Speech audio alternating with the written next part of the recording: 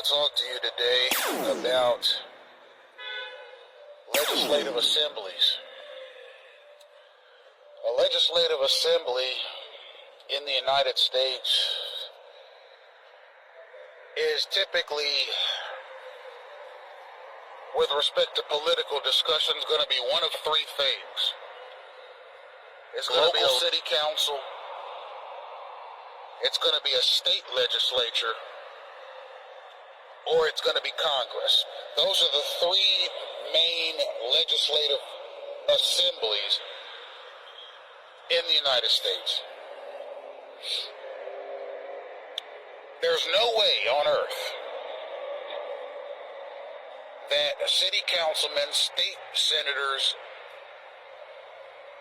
and Congress people were fully aware of what was being unleashed on the American public when Gangstalking was implemented as a national security protocol. Congress, never in anybody's wildest dreams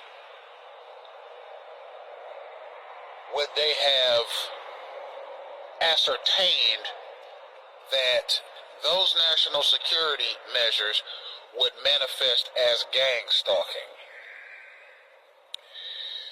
They likely, in the aftermath of 9/11,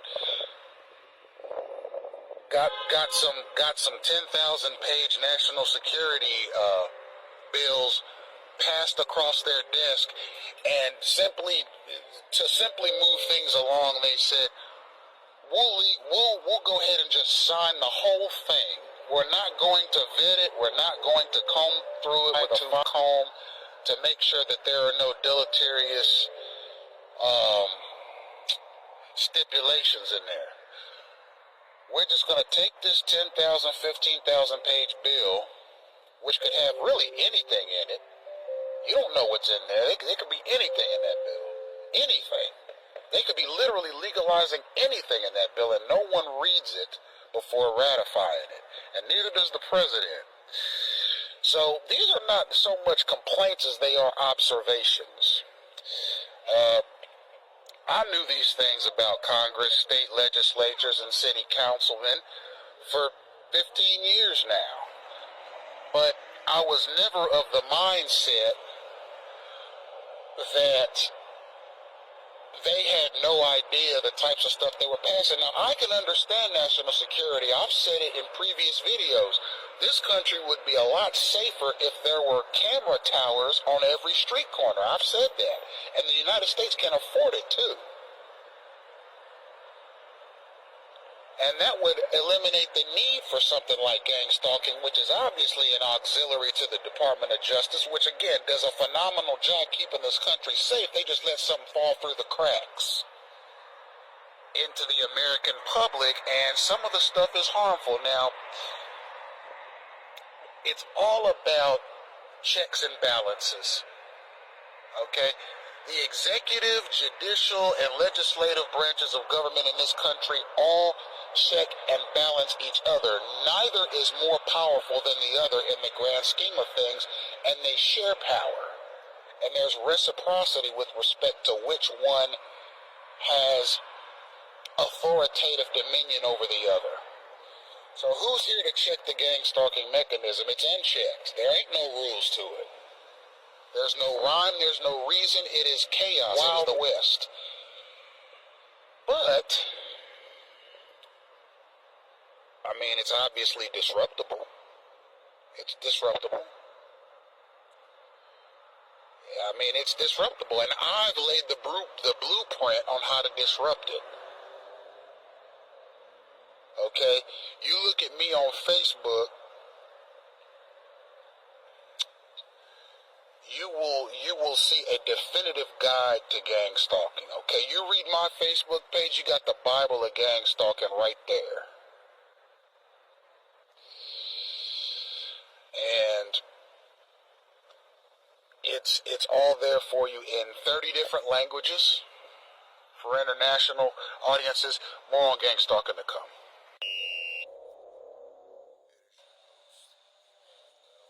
Listen up. I'm in Miami, Florida.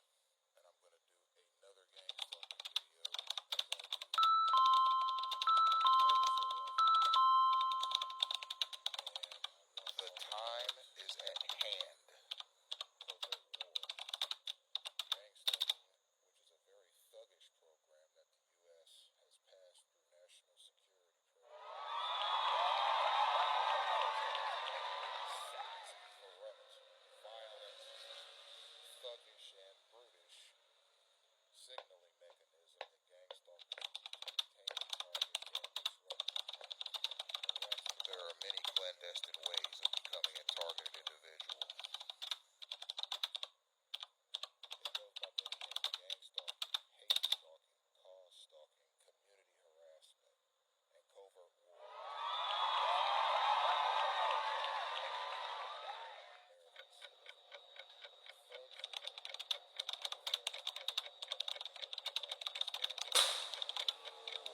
Listen to these words.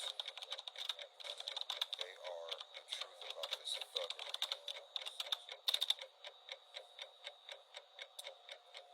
The scapegoat for everything they do. Everything a gang stalker does is centered around a targeted person's location.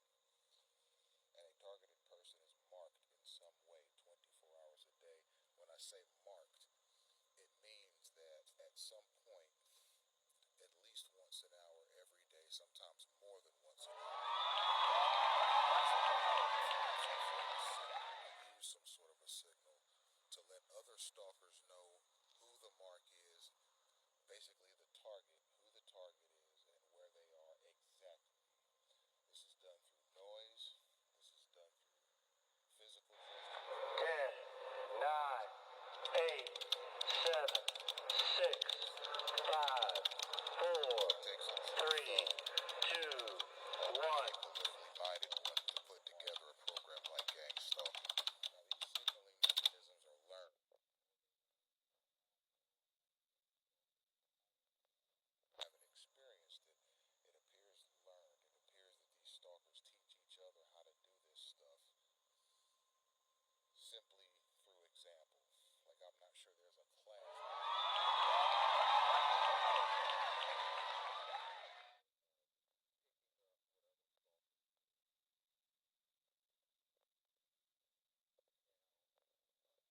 Targeted person, particularly one like myself, would never think to use anything like this against another person.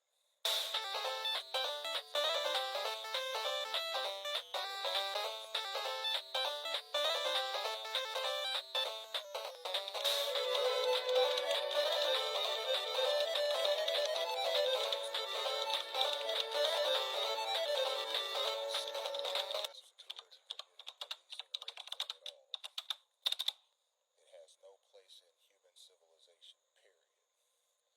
Especially not in a country that is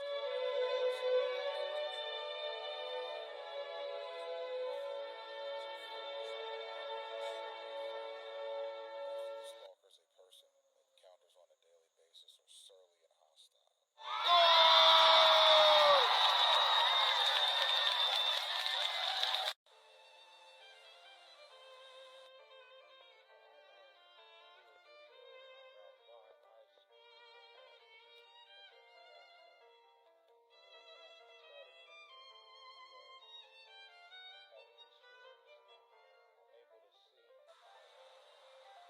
Its core protocol is disruption. Its core protocol is containment.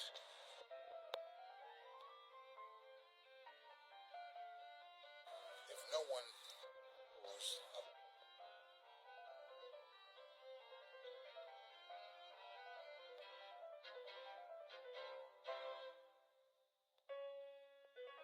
awareness, now people know what to look for.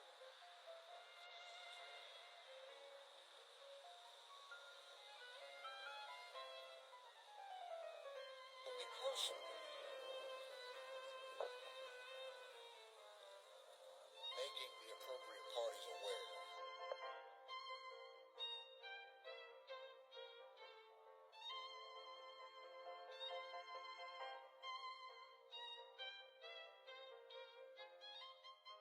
is that not everybody has experienced it.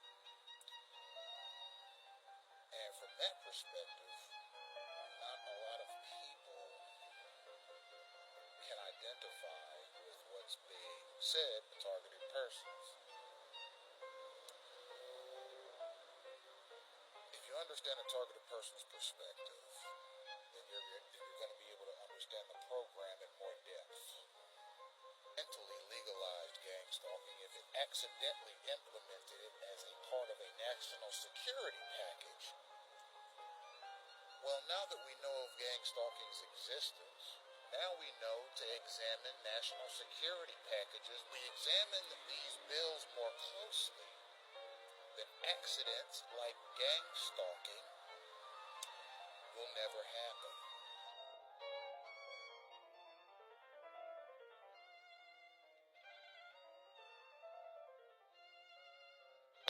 That could jeopardize the constitutional rights of the citizens here in this country. That's pretty much the gist at this point. To raise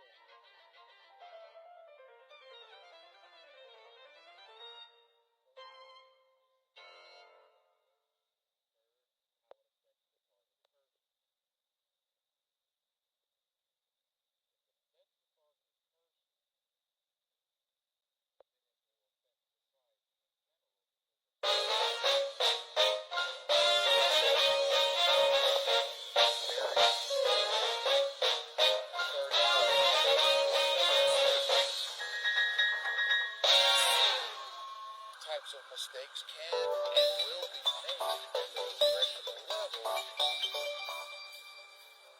if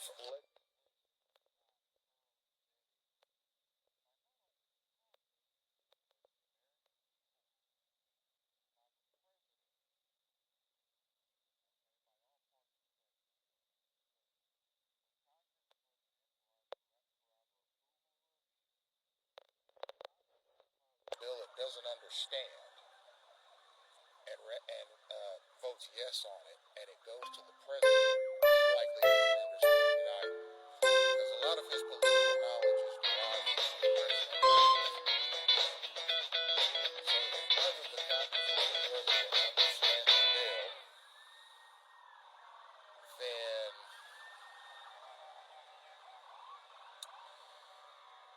when it's approved by the president,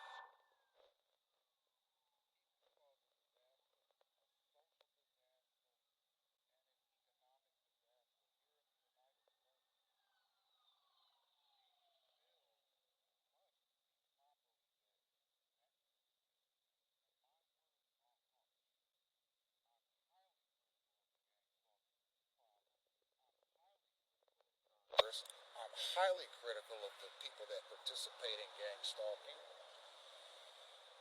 namely gang stalkers themselves. I'm highly critical. And that's because, personally, I'm highly critical of the thing. I don't see its value. All it does is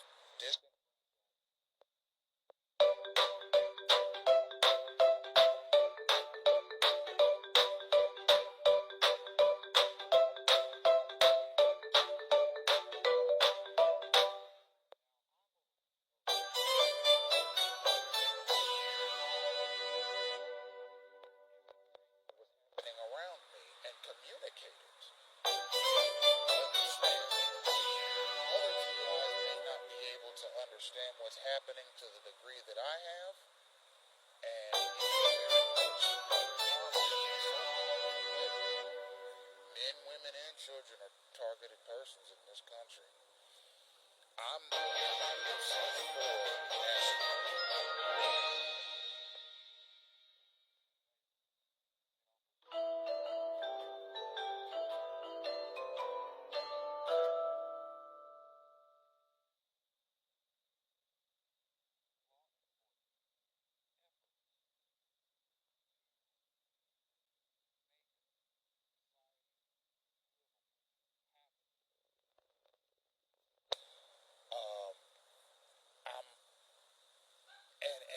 and that's at the local, state, and federal levels.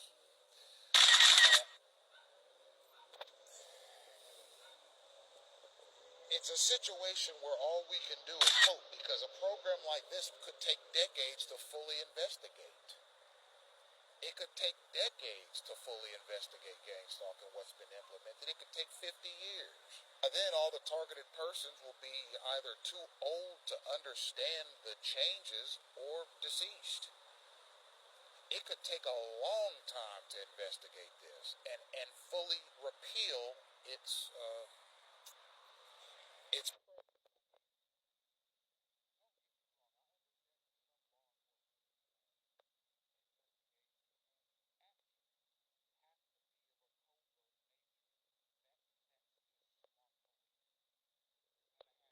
formed and marked police, and then you're going to have your know at all that they're law enforcement. That is a good way to patrol. That is a good way to patrol. It's a solid way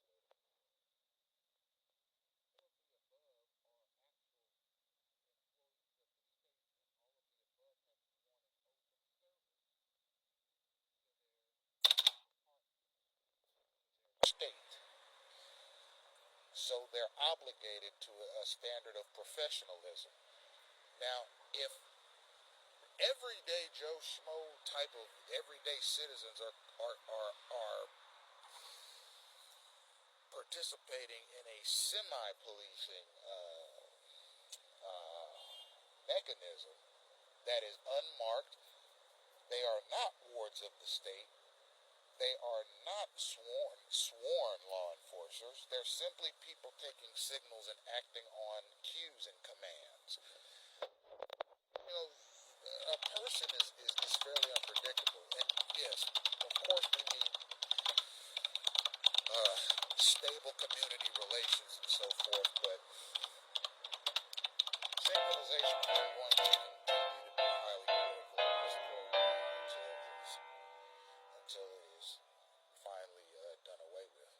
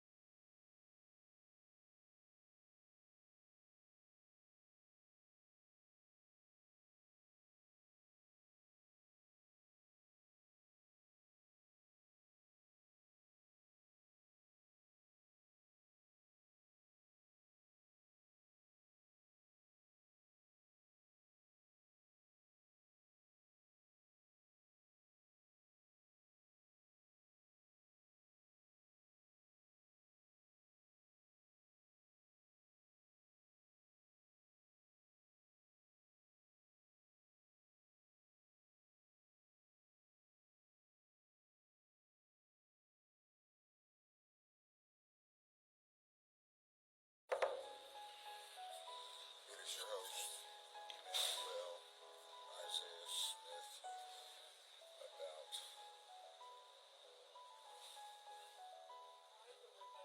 changing of the guards, or as they're referred sometimes as new orders. So at some point in the trajectory of a government, a nation, a people, the majority of the population will decide that they don't like the trajectory of the social construct in which they lived. And if they can convince enough politicians or policymakers as to why the trajectory of the social order should change, you could see radical change in a very short period of time, politically, socially, economically. These are called new orders. An example of a new order would be the end of the Romanov dynasty. The Romanovs were the royal family in the Russian Empire generations, and at some point, either the powers that be, the people, or a combination of the powers that be and the people in Russia to remove the Romanovs from power and install a government based on the communist philosophy. That's the government that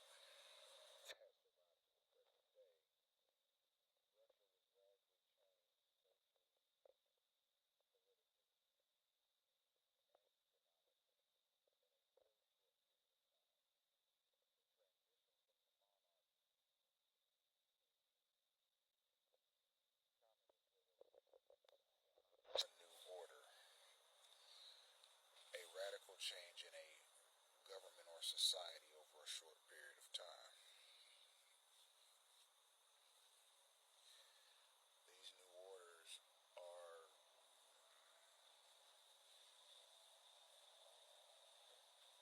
they're history changing, because it isn't just the population of the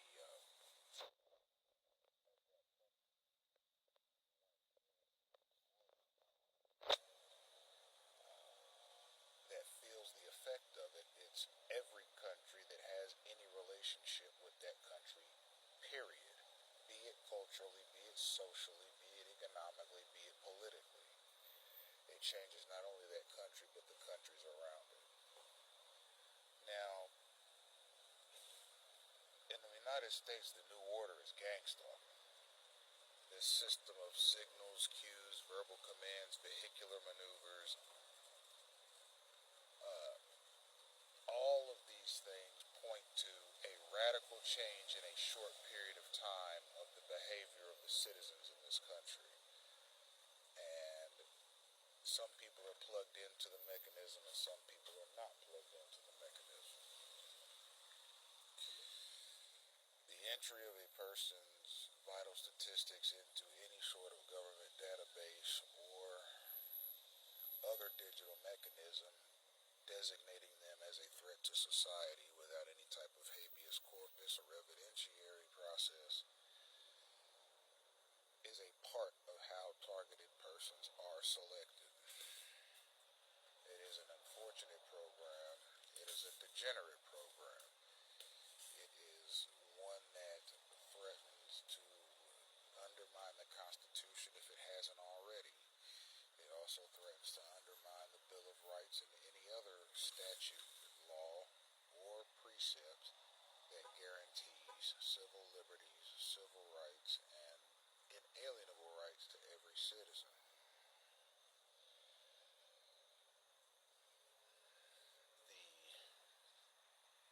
The new order in this country is disappointing because of all of the resources that it has at its disposal with respect to human capital, technology, business resources, economic resources, credit, etc., you'd think that the American socio-political machine would move forward much cleaner, much classier, much more sophisticated, much more elegant,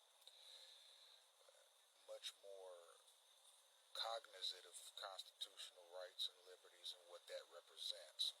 However, we don't have that. We essentially have a mob rule, and this mob wants similar conditions to Jim Crow. Now, the directors of the mob want similar conditions to Jim Crow. They want people to stay to themselves, ethnically, religiously, racially, and sociologically. They're communicating that in so many different ways, almost as if they are preparing society for the re-implementation of Jim Crow.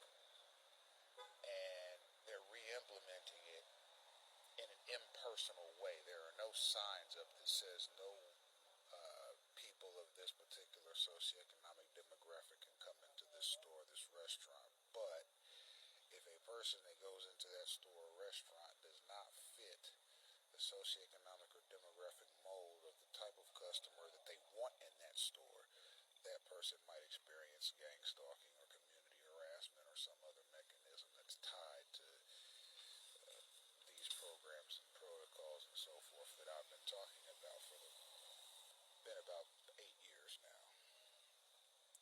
So regardless of whether or not the Congress of the United States acknowledges the gangstalking mechanism, the mob rule mechanism, the synchronization mechanism, the signaling mechanism, it doesn't mean that it is not in actuality functioning and moving, not only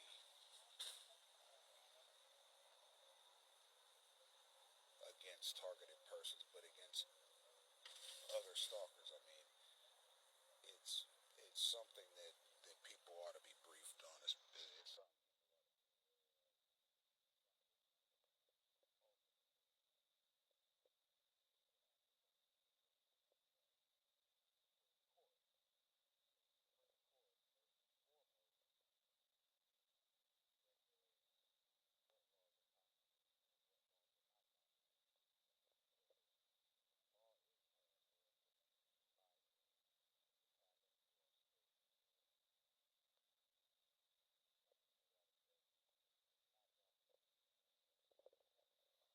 the Supreme Court will evaluate it and see if it's constitutional or not. But one thing that I've learned about the United States of America is this: it is willing to be wrong or be erroneous with respect to this program if it keeps the greater community safe. That's part of what this is. It's sort of a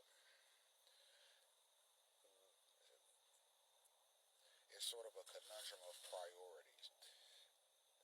I don't think for a minute that the national security or intelligence community in this country would say, you know what, there are 100,000 people in this country that may be legitimate targeted individuals. Let's pull the plug on the whole program just to satisfy those people, those targeted persons, those TIs. We'll pull the plug on the whole thing just to make them happy. That's not going to happen. They would actually rather see all 100,000 of the targeted individuals perish in the program so that they can collect the data concerning what they experienced and how they reacted to it. They believe that data can help them implement similar programs in the future or understand people better, quite frankly. So they see their work, the particular citizens they're trying to protect, and the new trajectory of the American society benefits them, and they want to benefit the above named through gangstalking. It's designed to help some and hurt others based on X, Y, and Z factors.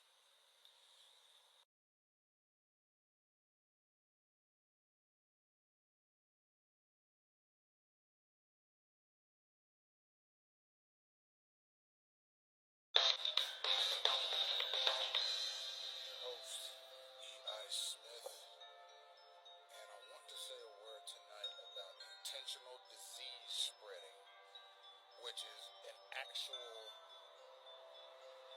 thing here in the United States. Now, I'm not talking about a situation where some criminally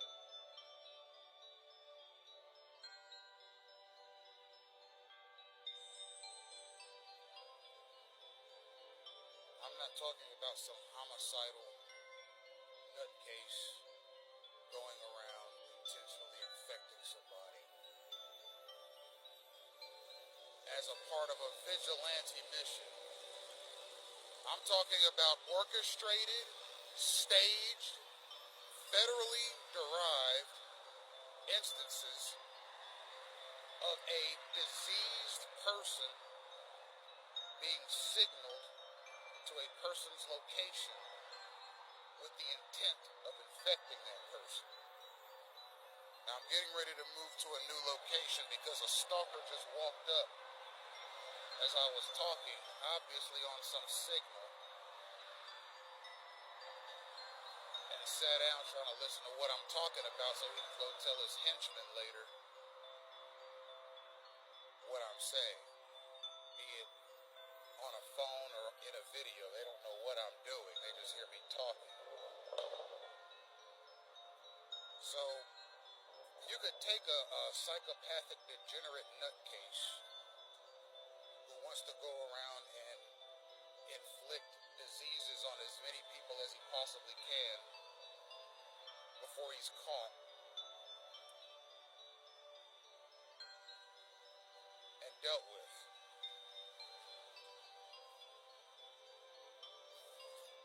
It's a situation where these things are being orchestrated and derived. And the question you might ask yourself is, do American federal auxiliaries participate in these types of activities? The answer is unequivocally yes. And I see it on a daily basis. You got guys being flagged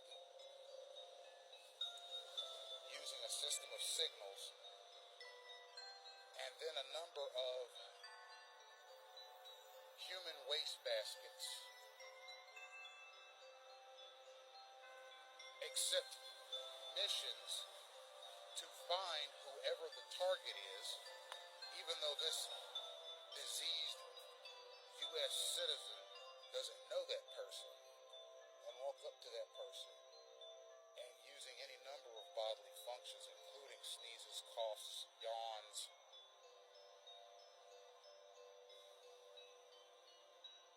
and other disgusting gestures directly at the target with the